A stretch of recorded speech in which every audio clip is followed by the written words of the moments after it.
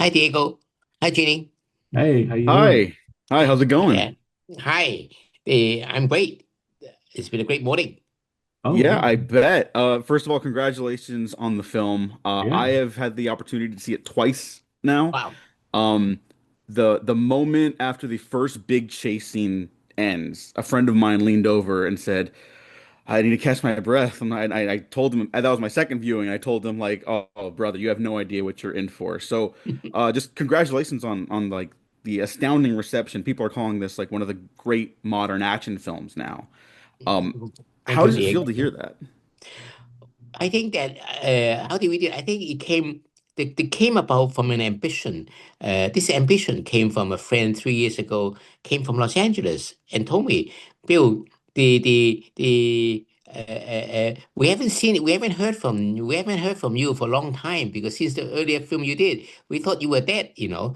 Why don't you make any more action film, I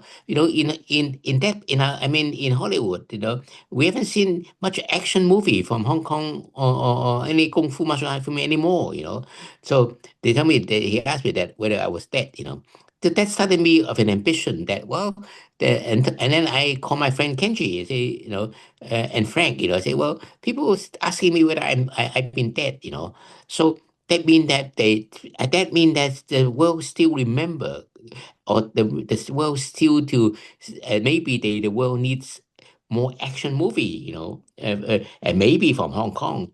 Let's see whether we can do it. Whether let's see whether we still have it, because Kenji has been working in Hong Kong for a lot, That's why we get together, and this is the ambition. Let's try to do something.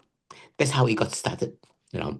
And then and then Kenji did most of the work, and Frank, because he dreamt out all these action scene, fantastic action scene.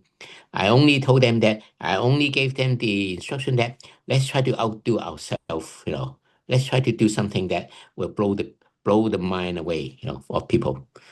So Kenji took that order and ran with it. So just going off of that, so the film premiered at TIFF last year, I believe for Midnight Madness, and we've been seeing, the film screen, is having a Beyond Fest screening today, I believe.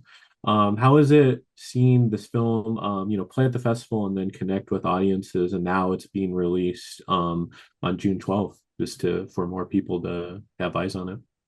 I mean, I think this is really, I think for me, this is a fantastic journey that we went through, from TIFF to here, Uh, every day I'm becoming younger and younger because when I see this audience reaction, when I hear what you tell me, it makes me younger and younger, and it makes me do more and more of this kind of film. Yeah, we got to stay young at heart. I think that but I tell you that, but or even though but Kenji and myself, we are learning every time we talk to people, every time we went to the screening, we're trying to learn more and more, because down the road, we're going to continue to do this kind of movie. I don't know whether we can do another Furious 2 or not, but at least we will do this kind of movie. I will promise you that every time we do a movie like that, we will outdo the last one. Yeah, no, Well, I'm very thank you excited. for saying that. I mean, your credits speak for themselves. I mean, when I was coming up as a film fan, I'm seeing stuff like Hero for the first time, having my mind blown, like mm, not not seeing movies from outside of Hollywood, and seeing how movies could be made even with the bigger budget like that. yes, They've always spoken to me, and the Zhang Yimou films, and then discovering Ang Lee through movies you yes, produced. Um, yes. so to hear that you're still going to work with Kenji Tanigaki in this space, in the action space, gives me a lot of hope for the future of cinema. Obviously, you can't talk about what those future processes are going to be like, but I'm curious, starting where you did as a producer and seeing how films are produced and made now, like what is the biggest difference that you see from behind the scenes? I think I think that the mm, I think that the I think sometimes I think the market sometimes sort of dictate or sort of lead us what we to I think we just need to believe in ourselves and do something different. I think that sometimes people always look at what works and then follow on another sequel to that. I think in the world that right now, I think to me in the world there are too many sequels. I think the audience. Even though I'm a filmmaker, but I go to cinemas at least 3 times a week, and sit with the audience. And I always tell the world that audience is our boss, and not our banker. It's the audience. And then I think the world that right now, I think if you ask me what is in the, I think filmmakers need to believe in themselves and create and keep creating. I think that's what if Furious becomes was ever a success, it was because we dare to create, we dare to deny what we did in the past. We dare to go to the unseen space, can and try to achieve something that we never done before. I think that's what excites me and Kenji, and so I think that down the road that I think that I see out there are a lot of people think like us. I think they just need to believe in themselves and go for it.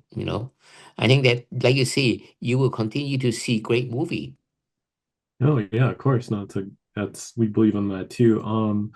Also, so the film, just kind of to pivot a little bit, it has the Flying Lotus on the musical score. Yes.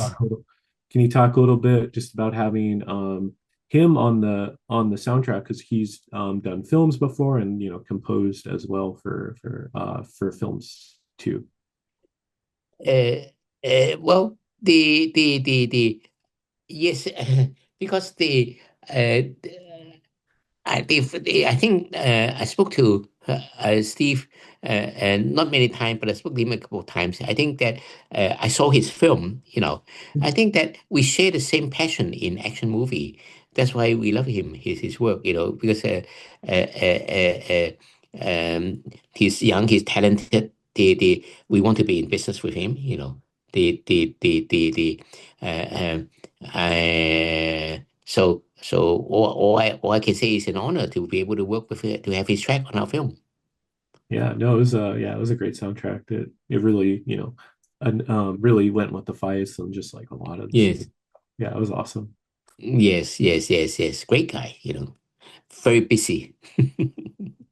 Yeah, I mean that was a big topic conversation when that news kind of trickled out there. I was like, oh, he just Yeah. did a movie last year. Like how's where's he have time to do all this stuff, you know? Yes. And it Very busy person. But very, uh, very talented guy.